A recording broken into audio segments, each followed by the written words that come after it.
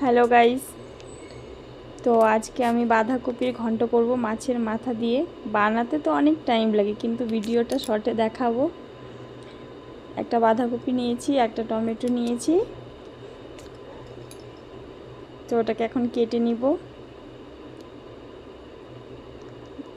এখন একটু ভাপ দিয়ে নিব।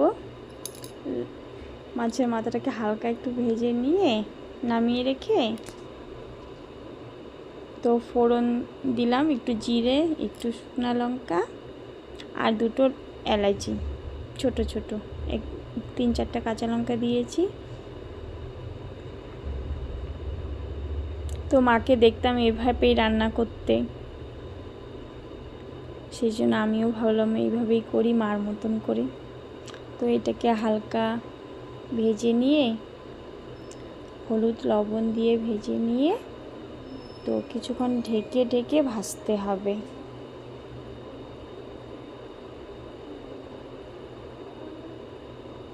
তারপর ওই তো আগে থেকে একটু মশলা করে রেখেছিলাম, আদা, জিরে আর কাঁচা লঙ্কার, তো ওটাই দিব।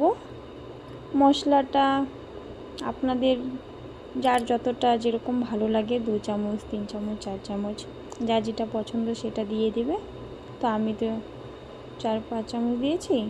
তো লাস্টে একটু ভালো করে ভেজে নিয়ে লাস্টে মাছের মাথাটাকে দিয়ে নেড়ে চেড়ে নামিয়ে নেব। তো রেডি হয়ে গেল আমাদের বাঁধাকপির ঘন্ট। তো পরে একটু ধনেপাতার কুচি দিয়ে ডেকোরেট